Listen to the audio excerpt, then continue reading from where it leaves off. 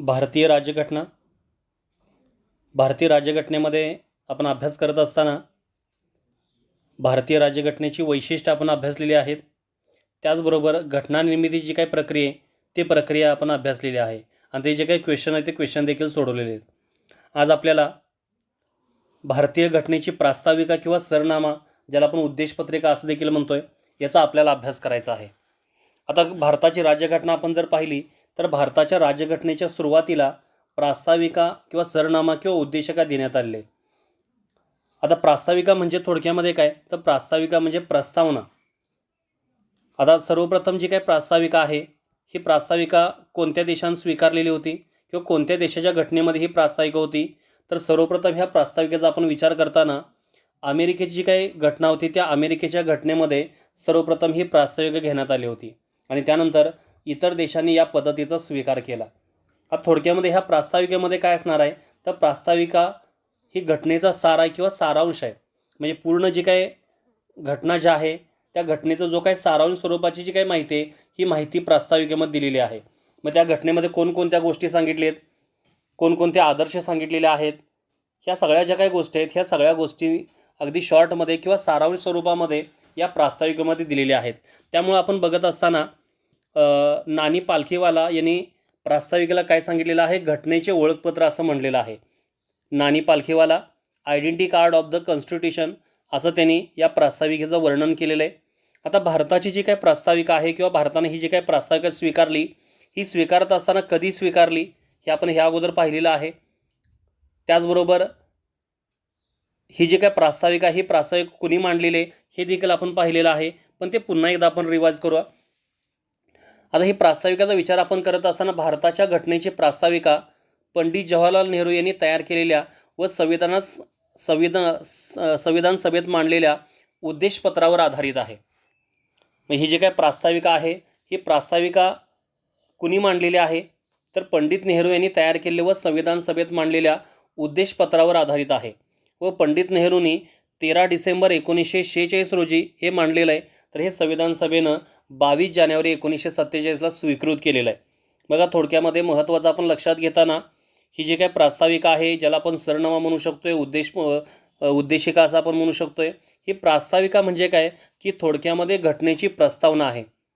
आणि ही प्रस्तावना म्हणजे काय की आपली पूर्ण जी काही घटना आहे त्या घटनेचं सार किंवा सारांश स्वरूपामध्ये माहिती जी आहे ती माहिती ह्यामध्ये मांडलेली आहे.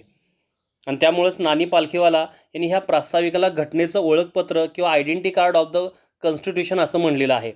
आणि ही प्रास्ताविका मांडत असताना ही कुणी मांडलेली, तर पंडित जवाहरलाल नेहरू यांनी मांडलेले आहे आणि संविधान सभेमध्ये मांडलेल्या उद्देशपत्रावर ही आधारित आहे. आणि ही कधी मांडलेले, तर 13 डिसेंबर 1946 रोजी मांडली आणि ते संविधान सभेनं जानेवारी 1947ला त्या स्वीकार जो आहे तो स्वीकार केला होता. आता प्रास्ताविकेचा आपण विचार करताना प्रास्ताविकेमध्ये काही शब्द जे आहेत हे नंतर त्यामध्ये ॲड करण्यात आलेले आहेत, नंतर त्यामध्ये समाविष्ट करण्यात आले आहेत. आता ते कोणकोणते शब्द आहे, तर प्रास्ताविकेमधील समाजवादी, धर्मनिरपेक्ष आणि एकात्मता हे शब्द मूळ जी काही घटना होती किंवा मूळ घटनेची जी काही जो सरनामा होता, जी प्रास्ताविका होती त्या प्रास्ताविकेमध्ये हे शब्द नव्हते. नंतर 42वी घटना दुरुस्ती कायदा 1976 नुसार हे 3 शब्द त्यामध्ये ॲड करण्यात आले. समाजवादी, धर्मनिरपेक्ष आणि एकात्मता हे 3 शब्द जे आहेत हे 42वी घटना दुरुस्ती कायदा 1976 अन्वये त्यामध्ये ॲड करण्यात आलेले. आता जी काही प्रास्ताविका आहे किंवा सरनामा जे आहे त्या सरनामाचे घटक आपल्याला पाहिजेत. आता सरनामाचे घटक आपण पाहताना एकूण 4 घटक ह्यामध्ये समाविष्ट आहेत. आणि सर्वात महत्त्वाचा म्हणजे काय, पहिला घटक आहे घटनेच्या प्राधिकाराचा स्रोत.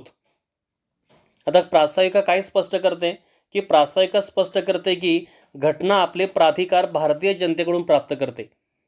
म्हणजे जो काय प्रास्ताविका असेल, सरनामा असेल किंवा उद्देशपत्रिका असेल, ह्याचा महत्त्वाचे 4 जे काही घटक आहेत त्यातला सर्वात महत्त्वाचा घटनेच्या प्राधिकाराचा जो काही स्रोत आहे हा स्रोत काय आहे, तर भारतीय जनता आहे.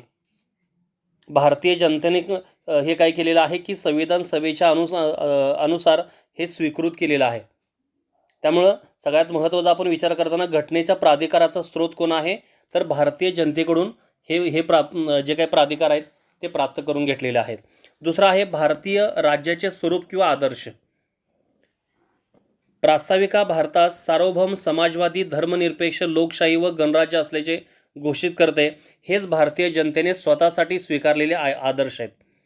म्हणजे भारतीय राज्याचे स्वरूप कसं आहे किंवा भारतीय राज्याचं जे काय आदर्श आहे त्या आदर्शासाठी कोणकोणते घटक घेतलेत, तर जे काय प्रास्ताविका आहे ही प्रास्ताविका काय सांगते, तर भारतात सार्वभौम समाजवादी धर्मनिरपेक्ष लोकशाही व गणराज्य असल्याचे घोषित करते आणि हेच भारतीय जनतेने स्वतःसाठी स्वीकारलेले आदर्श आहेत.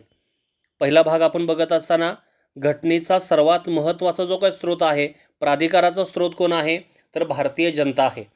आणि त्यासाठी कोणकोणते आदर्श घेतलेत, तर सार्वभौम समाजवादी धर्मनिरपेक्ष लोकशाही व गणराज्य असे आदर्श जे आहेत हे आदर्श त्यामध्ये स्वीकारलेले आहेत. आता ही जी काय प्रास्ताविका आहे, तिसरा घटक घटनेचा उद्देश जो आहे किंवा घटनेची आकांक्षा जी आहे ती आकांक्षा यामध्ये सांगितलेत. आता घटनेचा उद्देश काय आहे किंवा आकांक्षा काय आहे, तर न्याय स्वातंत्र्य समानता व बंधुता हे घटनेचे उद्देश आहेत. आपण या अगोदर बघत असताना आदर्श पाहिले. आदर्श कोणते आहेत, सार्वभौम समाजवादी धर्मनिरपेक्ष लोकशाही व गणराज्य हे आदर्श आहेत. तर उद्देश काय आहेत, तर न्याय स्वातंत्र्य समानता व बंधुता हे उद्देश आहेत. तेच भारतीय जनतेच्या आकांक्षा स्पष्ट करतात. त्यानंतर घटनेची जी काही स्वीकृती आहे ही स्वीकृती कधी केलेली, तर 26 नोव्हेंबर 1949 26 नोव्हेंबर 1949 रोजी करण्यात आले आणि हे प्रस्ताविकेमध्ये देखील नमूद करण्यात आलेलं आहे. अगदी आपण बघत असताना शेवटचं जे काही वाक्य आहे, जे काही प्रस्ताविका असेल किंवा सरनामामध्ये शेवटच्या वाक्यामध्ये सांगितले की आमच्या संविधान सभेत आज दिनांक 26 नोव्हेंबर 1949 रोजी याद्वारे हे संविधान अंगीकृत आणि अधिनियमित करून स्वतः प्रत अर्पण करीत आहोत. म्हणजे ही जी काही तारीख आहे, ज्या दिवशी त्याची स्वीकृती केलेली आहे, तर ती तारीख त्यामध्ये स्पष्ट केलेली आहे. म्हणजे ज्या दिवशी स्वीकृत केले आणि प्रत्यक्षामध्ये आपण विचार करताना त्या घटनेचा अंमल कधी सुरू झाला, तर 26 जानेवारी 1950 पासून हा अंमल सुरू झाला. घटना स्वीकृत केला 1949ला, पण प्रत्यक्षात जो काही अंमल आहे तो अंमल कधी सुरू झाला, तर 26 जानेवारी 1950. ते जरा चुकलेलं आहे बघा लिहिताना, 26 जानेवारी 1950 असं त्यामध्ये असणार आहे. आता 26 जानेवारी 1949 आणि 26 जानेवारी 1950 आपण घेण्याचं जे काही कारण आहे हे अगोदर आपण देखील बघितलेलं आहे. 26 जानेवारी 1930ला जे काँग्रेसचं अधिवेशन होतं त्या अधिवेशनामध्ये पूर्ण स्वराज्याचा किंवा प्रथम स्वातंत्र्य दिन म्हणून त्या ठिकाणी जाहीर करण्यात आला होता आणि तो साजरा देखील करण्यात आला होता. त्यामुळं त्याची एक आठवण म्हणून 26 जानेवारी ही तारीख गृहीत धरून 26 जानेवारी 1950 पासून त्या घटनेचा अंमल जो आहे तो अंमल त्या ठिकाणी सुरू करण्यात आला. त्यानंतर आपल्याला पुढं बघायचं आहे, जी काही प्रास्ताविका आहे या प्रास्ताविकेमध्ये नेमकं काय काय दिलेलं आहे ते आता आपल्याला पाहायचं आहे. प्रास्ताविका किंवा ज्याला आपण उद्देशिका असं म्हणतोय किंवा सरनामा असं म्हणतोय, प्रिॲम्बल, तर ते प्रास्ताविकेमध्ये काय काय सांगितले बघा.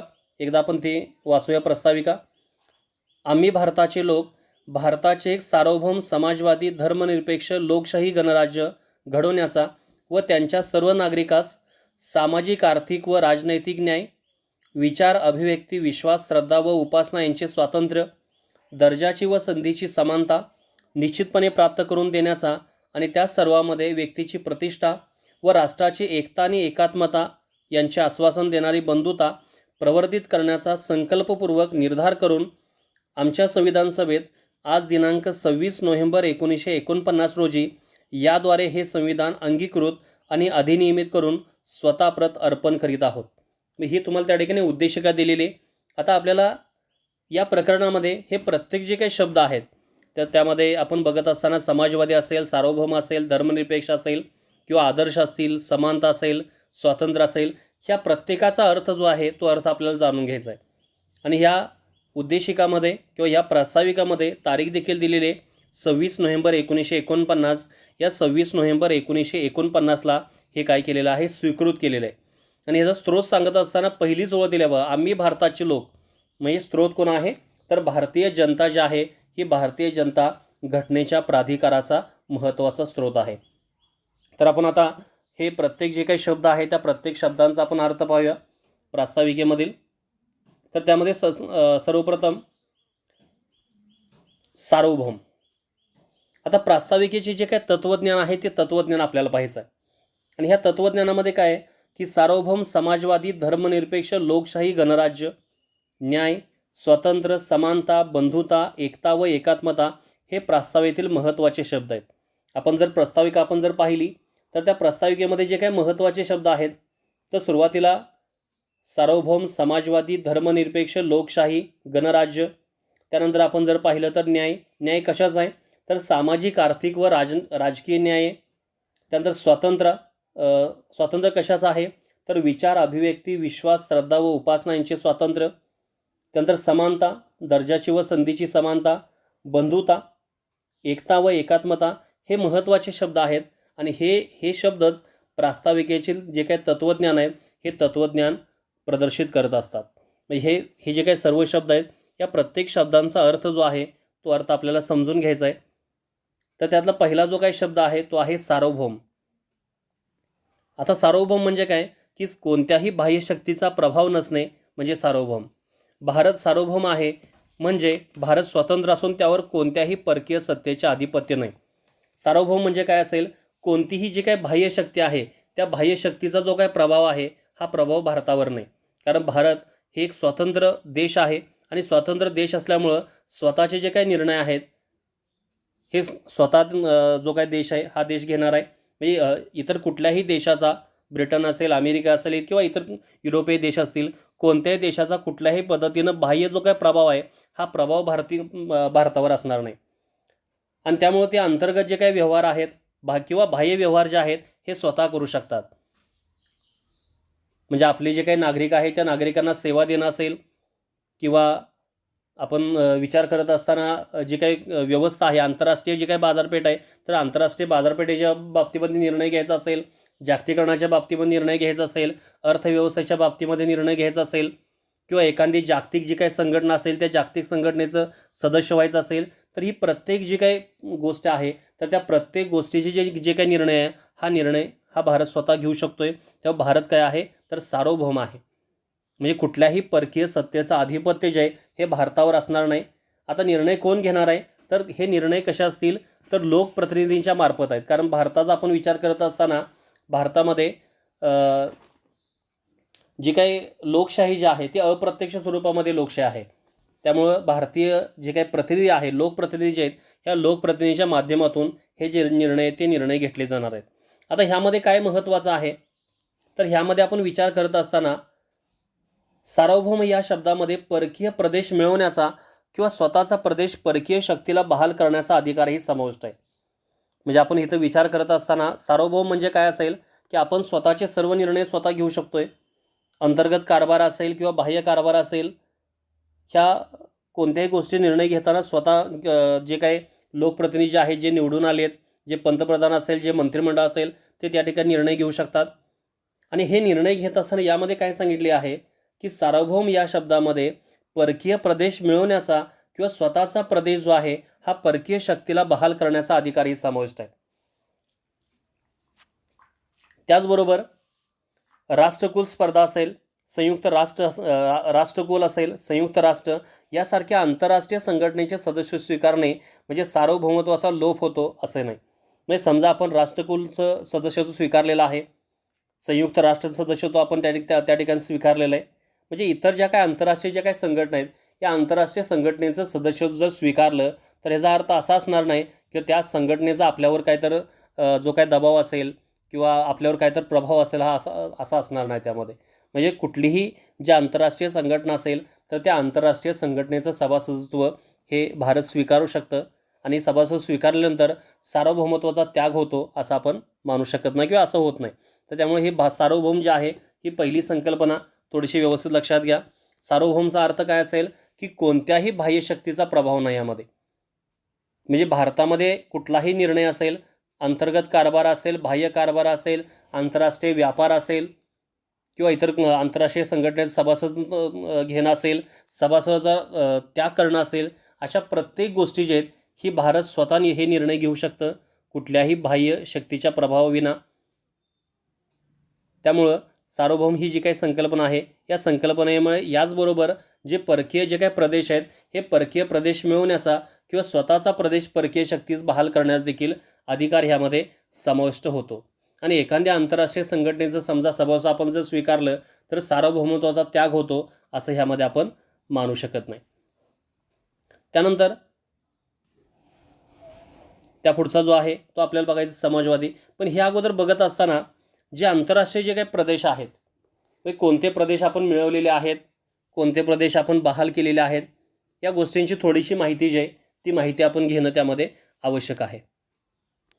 एक महत्त्वाची माहिती जी आहे ती माहिती आपण बघताना, भारतीय स्वातंत्र्याचा कायदा 1947 संमत होईपर्यंत भारत ही ब्रिटिश साम्राज्यातील वसाहत होती.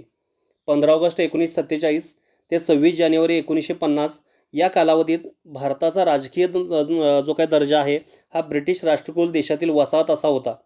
आणि 26 जानेवारी 1950 रोजी भारत हे सार्वभौम प्रजासत्ताक घोषित होऊन भारत हे ब्रिटिश क्षेत्र राहिलेलं नाही. कधीपर्यंत? जर आपण 26 जानेवारी 1950चा विचार जर केला तर 26 जानेवारी 1950पर्यंत भारत जो आहे तो ब्रिटिश राष्ट्रकुल देशातील एक वसाहत होता. पण 26 जानेवारी 1950मध्ये किंवा 50 नंतर 50 रोजी भारत हे सार्वभौम प्रजासत्ताक घोषित होऊन भारत हे ब्रिटिश क्षेत्र राहिलेलं नाही. पण पाकिस्तानचा विचार आपण जर केला तर पाकिस्तान 1956पर्यंत ब्रिटिश क्षेत्र होते. 1956पर्यंतचा विचार जर केला तर ते काय होतं? ब्रिटिश क्षेत्र होतं. तसंच आपण संयुक्त राष्ट्राचा आपण जर विचार जर केला तर संयुक्त राष्ट्राचा सदस्यत्व भारत कधी बनलेला होता? तर 1945मध्येच भारत सन 1945मध्ये संयुक्त राष्ट्रसंघाचा सदस्य बनलेला होता. आणि राष्ट्रकुल जे काय मे 1949 जे आहे तर राष्ट्रकुल जे काही संघटना आहे तर त्या संघटनेचे सदस्यत्व जे आहे ते त्यांनी स्वीकारलेलं होतं. तर अशा प्रकारे ही सार्वभौमत्व जे आहे हे आपल्याला लक्षात ठेवायचं आहे.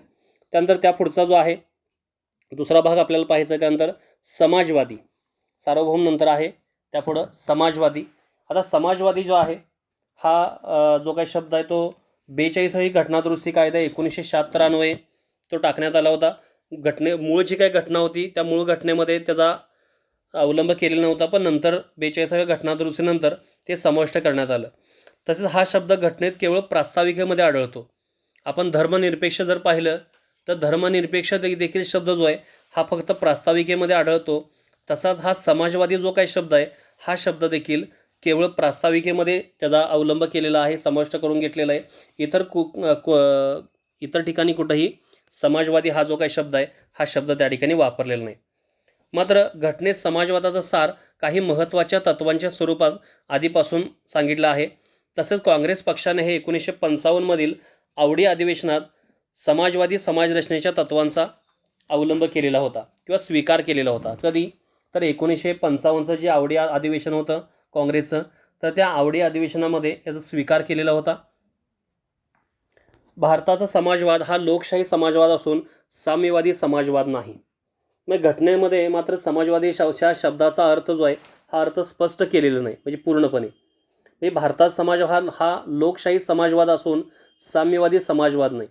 आता लोकशाही समाजवाद म्हणजे काय, साम्यवादी समाजवाद म्हणजे काय?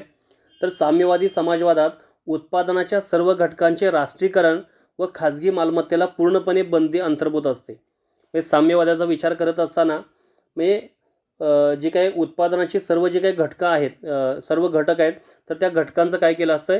राष्ट्रीयकरण केलं असते व खाजगी मालमत्तेला पूर्णपणे बंदी असते. कशामध्ये? तर साम्यवादीमध्ये. पण भारताचा आपण विचार करताना या लोकशाही समाजवादामध्ये दोघांचंही सहअस्तित्व आहे. म्हणजे सार्वजनिक क्षेत्र पण आहे, म्हणजे सरकारच्या कंपन्या पण आहेत, सरकारचं आधिपत्य पण आहे आणि खाजगी क्षेत्राचं पण सहअस्तित्व आहे.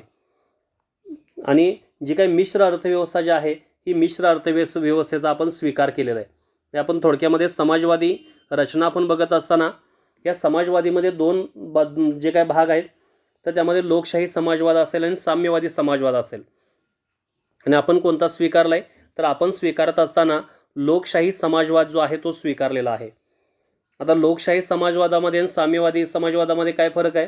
तर साम्यवादी समाजवादाचा विचार आपण करत असताना या साम्यवादी समाजवादामध्ये उत्पादनाच्या सर्व घटकांचे राष्ट्रीयकरण व खाजगी मालमत्तेला पूर्णपणे बंदी अंतर्भूत असते.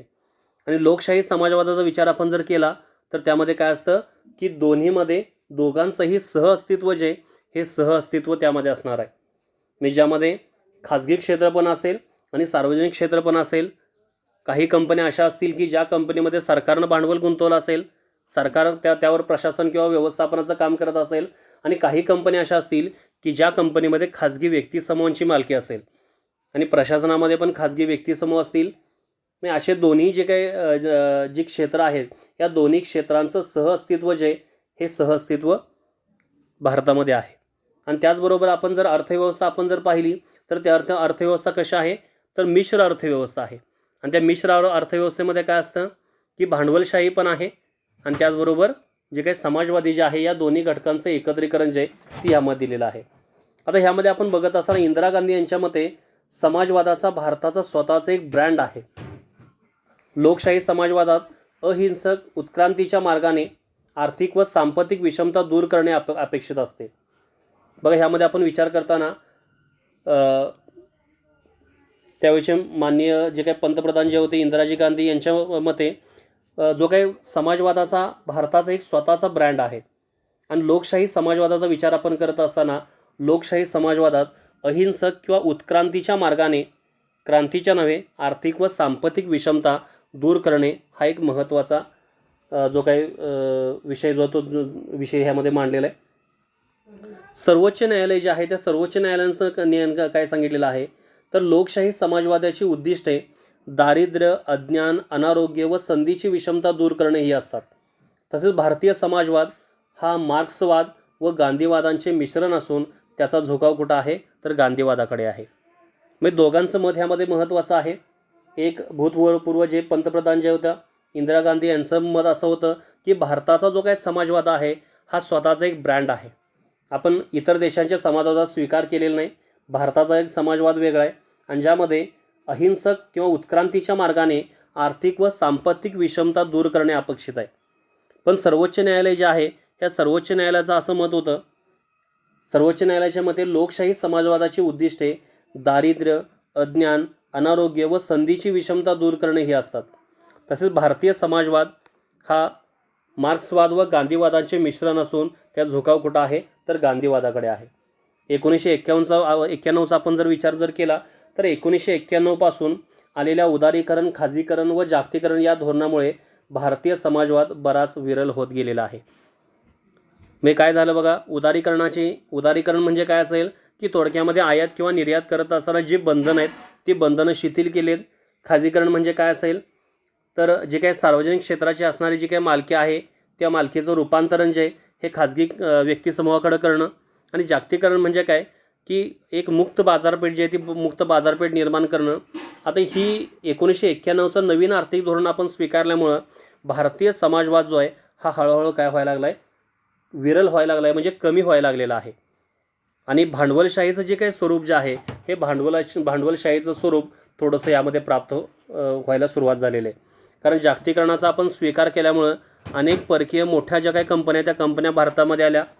अद्ययावत असणारं जे काही तंत्रज्ञान असेल किंवा यंत्रसामग्री चांगल्या स्वरूपामध्ये आहे त्यांच्याकडं कौशल्यपूर्ण व्यवस्थापन आहे. तर त्यामुळं जे काही भांडवलशाही जी काही व्यवस्था आहे ही भांडवलशाही व्यवस्था आणि मोठमोठ्या ज्या काही कंपन्या आहेत ह्या कंपन्या भारतामध्ये आल्या. त्यामुळे थोडंसं समाजवादाचं जे काही स्वरूप आहे हे समाजवादाचं स्वरूप हे आता विरल होत निघालेलं आहे. त्यामुळे हे लक्षात घ्या की समाजवाद म्हणजे काय ना आपण कोणती समाजवादीची रचना स्वीकारलेली आहे तर आपण स्वीकारत असताना लोकशाही समाजवाद जो आहे तो स्वीकारलेला आहे आणि साम्यवादी समाजवाद आपण स्वीकारलेला नाही. आणि त्या लोकशाही समाजवादामध्ये देखील जे दोन भाग आहेत ज्यामध्ये आपण विचार करताना मार्क्सवाद व गांधीवाद या दोघांचं मिश्रण जे आहे हे मिश्रण आपण स्वीकारलेलं आहे आणि त्यापैकी आपला झुकाव जो आहे हा गांधीवादाकडे आहे. आणि ही जे काही समाजवादी जी काही उद्दिष्ट आहेत इंदिरा गांधी यांच्या मते देखील भारतात समाजवाद हा स्वतःचा ब्रँड आहे. पण आत्ताची आपण कंडिशन जर बघितली आपल्या देशाची तर समाजवादाची जी काही असणारी जी काही तत्त्व आहेत ही तत्त्व हळूहळू लुप्त होण्यास सुरुवात झालेली आहे. आणि 1991 नंतर जेव्हा आपण नवीन आर्थिक धोरण स्वीकारलं LPG जे काही संकल्पना आहे लिबरलायझेशन, प्रायव्हेटायझेशन, ग्लोबलायझेशन ह्या 3 संकल्पना आपण स्वीकारल्यानंतर भांडवलशाहीचं स्वरूप जे आहे हे स्वरूप वाढलेलं आहे. आणि थोडंसं जे काही समाजवादी जे काही स्वरूप आहे हे स्वरूप आता विरल होत निघालेलं आहे किंवा कमी व्हायला सुरुवात झालेली आहे. ही आहे समाजवादी रचना. आता समाजवाद नंतर तिसरा जो काही भाग आहे तो भाग आता आपल्याला पाहायचा आहे तो आहे धर्मनिरपेक्ष. तिसरा जो आहे तो धर्मनिरपेक्ष. जसं आपण बघितलं या अगोदर देखील तर धर्मनिरपेक्षचा विचार करत असताना भारतामध्ये कोणताही राजधर्म नाही किंवा भारतानं कोणताही जो काही धर्म आहे या धर्माला विशिष्ट असा दर्जा दिलेला नाही. सर्व धर्मांना समान वागणूक त्यामध्ये केलेली आहे. आणि धर्मनिरपेक्षच्या बाबतीमध्ये आपण जर म्हणलं तर भारतीय राज्य हे धार्मिक नाही, अधर्मी नाही, तसेच धर्मविरोधीसुद्धा नाही. ह्या तीन वाक्य जे आहे ती वाक्य खूप महत्त्वाचे आहेत. हे भारतानं धर्मनिरपेक्षता ही जी काही संकल्पना आहे ही संकल्पना स्वीकारलेली आहे. आणि ही संकल्पना स्वीकारत असताना त्यामध्ये असं सांगितलं की भारतीय राज्य हे धार्मिक नाही, भारतीय राज्य जे आहे हे धार्मिक नाही, त्याचबरोबर ते अधर्मी नाही आणि धर्मविरोधी देखील ते नाही, असं त्यामध्ये सांगितलेलं आहे. म्हणजेच भारताचा कोणताही राजधर्म नाही, भारतीय राज्य कोणत्याही विशेष धर्मात सार्वजनिक निधीच्या साहाय्याने पुरस्कृत करणार नाही. याचे दोन अर्थ निघतात. वरचं जे काही वाक्य आहे त्या वाक्याचे दोन अर्थ निघतात. प्रत्येक व्यक्ती कोणत्याही धर्माचे आचरण करण्यास मुक्त असेल, म्हणजे कुठलाही व्यक्ती जो आहे हा कोणत्याही धर्माचं आचरण करू शकतोय, त्यासाठी तो मुक्त असेल, त्यावर कुठलीही बंधनं घातली जाऊ शकत नाहीत. आणि दुसरा म्हणजे काय की राज्य कोणत्याही व्यक्ती किंवा गटाच्या विरुद्ध धर्माच्या आधारावर भेदभाव करणार नाही.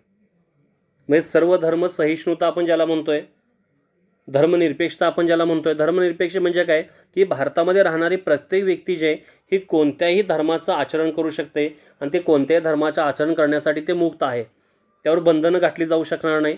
तसंच राज्य कोणत्याही व्यक्ती किंवा गटाच्या विरुद्ध धर्माच्या आधारावर भेदभाव करणार नाही. हे दोन महत्त्वाचे घटक जे ते ह्यामध्ये सांगितलेले आहे. आता धर्मनिरपेक्ष हा जो काही शब्द आहे हा राज्यघटनेमध्ये फक्त एकदा वापरलेला आहे. आणि तो कुठं वापरलेला आहे? तो फक्त सरनाम्यामध्ये किंवा प्रास्ताविकेमध्ये वापरलेला आहे. आणि तो जी काही मूळ घटना होती त्या मूळ घटनेमध्ये धर्मनिरपेक्षता हा शब्द नव्हता. नंतर जी काही 42वी घटनादुरुस्ती झाली 1976ला, तर त्याचवेळी प्रथम हा शब्द जो आहे हा सरनाम्यामध्ये किंवा प्रास्ताविकेमध्ये वापरण्यात आला. आणि धर्मस्वातंत्र्याचे जे काही अधिकार आहेत ते अधिकार देण्यात आलेत. कुठं देण्यात आलेत? तर कलम क्रमांक 25 ते कलम क्रमांक 28मध्ये धर्मस्वातंत्र्याचा अधिकार देण्यात आलेला आहे. कलम क्रमांक 25 ते कलम क्रमांक 28मध्ये धर्मस्वातंत्र्याचा मूलभूत हक्क मूळ घटनेमध्ये प्रदान करण्यात आलेला आहे. आणि त्यातून धर्मनिरपेक्षता पूर्णपणे स्पष्ट होते. कलम क्रमांक 25 ते 28 सांगितले. आणि भारतीय घटना जी आहे ही धर्मनिरपेक्षतेची सकारात्मक संकल्पना आहे. जसं आपण युरोपीय देश आपण जर पाहिलं, ब्रिटन आपण जर पाहिलं असेल, तर त्या ठिकाणी धर्मनिरपेक्षतेची जी आहे ही नकारात्मक संकल्पना आहे. पण भारताची जी काही धर्मनिरपेक्ष जी काही संकल्पना आहे ही सकारात्मक स्वरूपाची आहे. कुठलाही भारताचा राजधर्म नाही, भारत हे धार्मिक जे काही धार्मिक नाही किंवा अधर्मी नाही किंवा धर्मविरोधीसुद्धा नाही. आणि प्रत्येक धर्माला चांगली वागणूक देण्याचा प्रयत्न जो आहे हा प्रयत्न ह्या देशामध्ये होतो आहे. आणि त्यासाठी जो धर्मनिरपेक्ष हा जो काही शब्द आहे हा पूर्ण घटनेचा विचार आपण जर केला तर एकाच ठिकाणी झालेला आहे, प्रास्ताविकेमध्ये. जे 42वी जी घटनादुरुस्ती होती 1976ला त्याद्वारे तो टाकण्यात आलेला आहे. त्यानंतर त्यापुढं आपल्याला पाहायचं आहे लोकशाही. त्यापुढचं जे आहे ते आपल्याला पाहायचं आहे लोकशाही. आता लोकशाही म्हणजे काय? इंग्रजीमध्ये आपण लोकशाहीला काय म्हणतोय? डेमोक्रसी असं म्हणतोय. लोकशाहीमध्ये काय असेल? डेमोक्रसी.